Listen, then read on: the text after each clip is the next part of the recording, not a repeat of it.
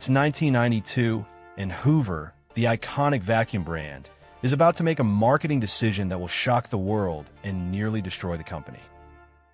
Sales are down. Hoover executives are desperate. They brainstorm a wild idea: offer free round-trip flights to Europe with every vacuum purchase.